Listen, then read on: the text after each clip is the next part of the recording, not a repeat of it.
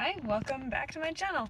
I finally bit the bullet and got the Botox injections in my jaw to see if that helps with just relaxing everything, because I feel like it's all, if I'm clenching, everything's just worse. So I got that just now. I was running late, so I didn't film anything like leading up to it.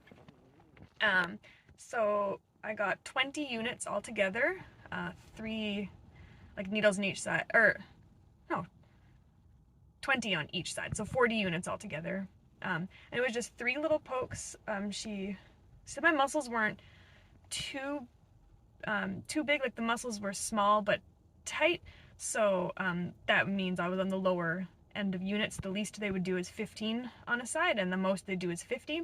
So I got away with a little bit less. They were, I think they were just like 3. You can kind of see it's red. It's a bit swollen. There's not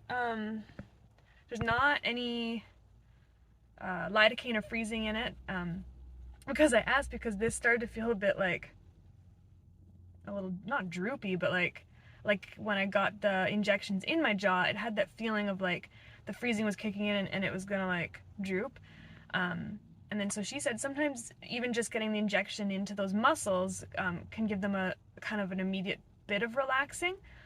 And you know, everything's connected, so it runs up, so it might have just had like a relaxing kind of effect on that muscle temporarily, and it already feels a bit better. And that was the side it was happening on with my jaw and joint injections as well, so that like makes sense. She said I clench maybe more onto my right side, and I agree, because I feel like just how my clicks go, that it kind of forces me to clench more on the right side than the left. She said I'll probably feel the effects in 2 weeks from now, so I'll do an update in 2 weeks with how I'm feeling. Just feels the same now, maybe a little sore, but like, because stuff was injected, probably like more sore than normal, but like it makes sense. They deposit liquid in there, so it would make sense to me that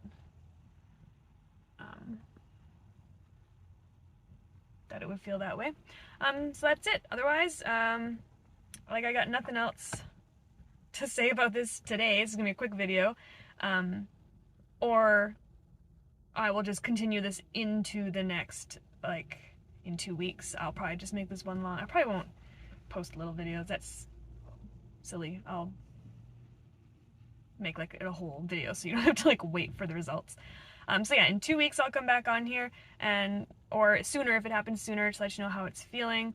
And it can wear off in 3 months, so I can come back in 12 weeks to have it done again. And sometimes you can get a little bit longer effect after the first one.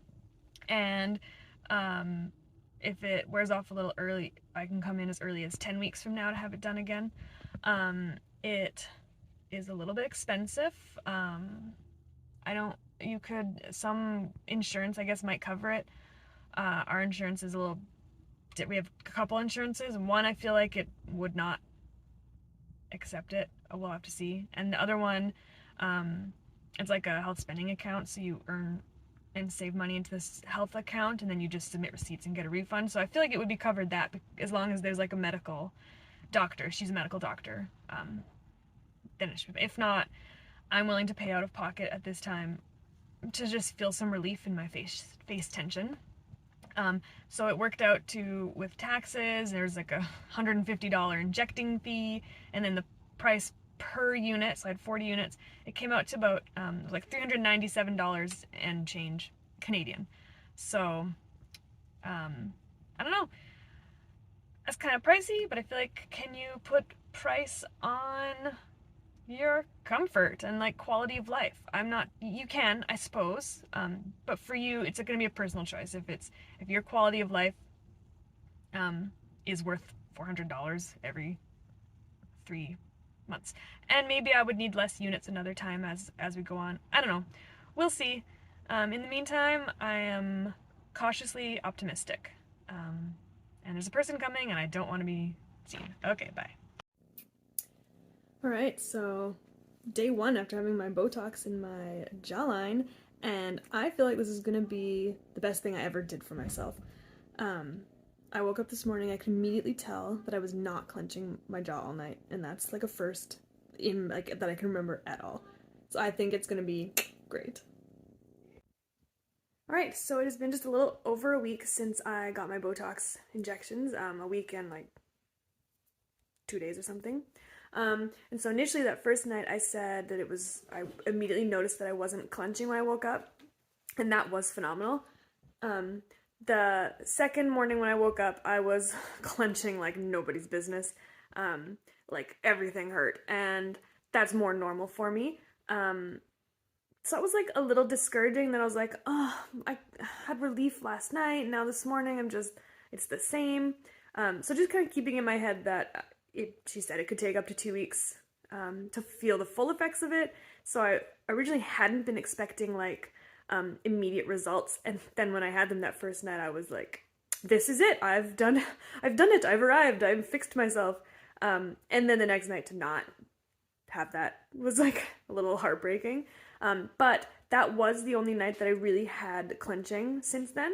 And I've been noticing again that I'm not clenching my lower, like, I don't know how to explain it, because I feel like I'm clenching but differently than originally. Like, normally my lower jaw clenches, and I'm waking up and that's not happening, but like, explain it, like just different muscles in my face are clenching without clenching. I don't know how to explain it.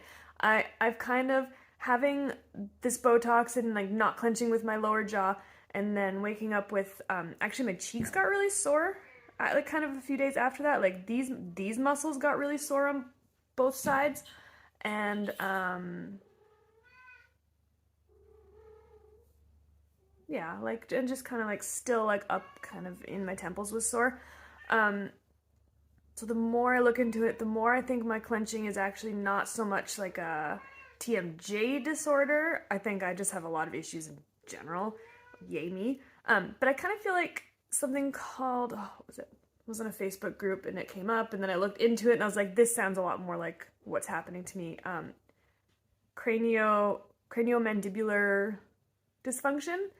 And that was more described by like also the myofascial pain, and I think it had clenching and teeth grinding as well.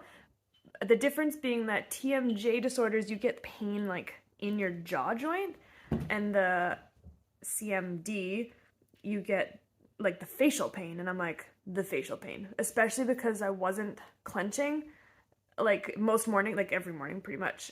There's some movement in my jaw, like tightness, like kind of more back here, almost like I'm able to somehow clench with these muscles, but not like the chewing muscles, if that makes sense.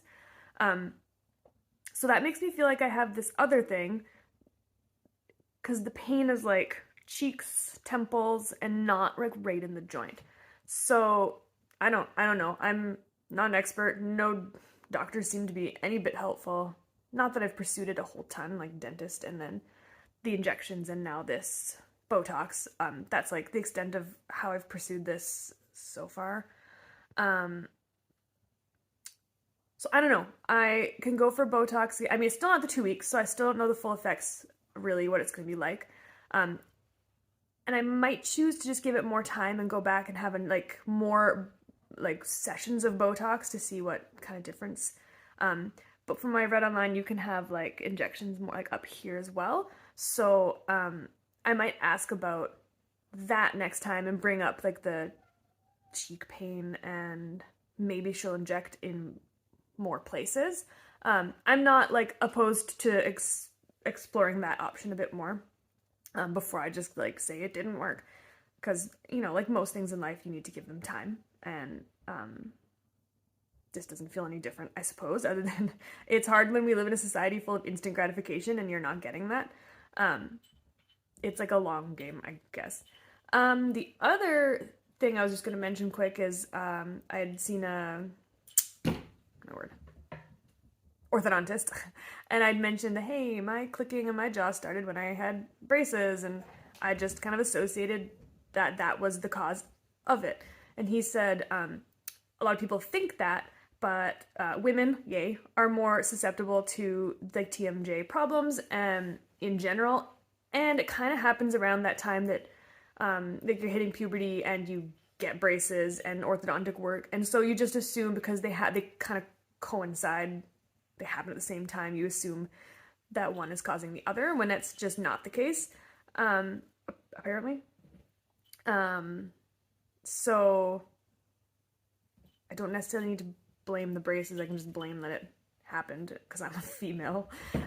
But he also said that avoid surgery on it, because I know that was kind of presented to me as an option from my physiotherapist, that we could, like, because of the way the discs are slipping through the joint, that, sorry, the cats are wrestling. What was I saying? Oh, surgery was like an option, but because we know what the discs are doing right now and where they're sitting and how they're clicking, we know what's happening, but if you do surgery and change that, then now we don't know what's going to happen and how that's going to, like, what will happen with the joints, I guess. So he said, the orthodontist said, he's like, don't get surgery. Like, it's not like greatly if he's like affecting my life. I've been able to live normally, other than just being annoyed that it clicks and annoyed that it catches. Occasionally it locks. Sometimes there's pain, but in the right in the joint. My biggest, anyway, sorry, I'll get off track. That he said, like, if you have surgery once, then you need surgery twice, and then you need it a third time, and it just seems like once you start the surgery option, like, route, it snowballs. So he's like, avoid it. Like, if it's not necessary, it's not affecting your quality of life, don't do surgery. So that was good to hear, because I was kind of starting to think, is surgery my only option for making things better? And maybe they're just not bad enough for me that I don't need surgery, I guess. This video is going to get long, so I'm probably going to do this as like a part 1, and then part 2 will probably be like after the 2 weeks, if I feel like how it's going. Also might just lump together like if I go again, what I found after the 2 weeks, possibly, just to not make this be super long, because who's watching this? Not like 2 people. So yeah, that's kind of where we're at. Discouraged yet hopeful in a weird sort of way. Like, not clenching is better.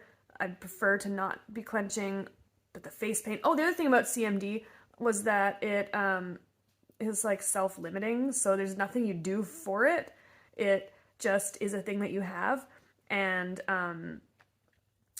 you can age out of it. Like, it kind of like peaks at 40 years old and then kind of gradually gets better from there, and no intervention is necessary.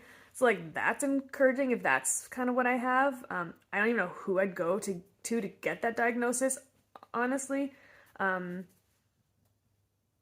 I just, like, that also feels a little like that's encouraging, but also like, wow, how many more years of this? Like, if it peaks at 40 and then starts to get better, how many more years of this am I going to have to endure? And is it just going to get worse up until 40 and then get better slowly after that? Like, is that, like, what is this? Like, are we like 10 more years of this awful face pain every day, or like, or what? Like, that's a little discouraging. So I don't know. This is where we're at right now. I hope you are all doing well, or at least are feeling encouragement in your journeys with what you're pursuing. Let me know if you have any questions. Again, I'm not a doctor, not medical advice. This is just my journey and what I'm doing and what I'm trying to fix my problems. And hoping that it can be informational to other people. All right, so thank you so much for watching, and I look forward to seeing you in the next video. Bye.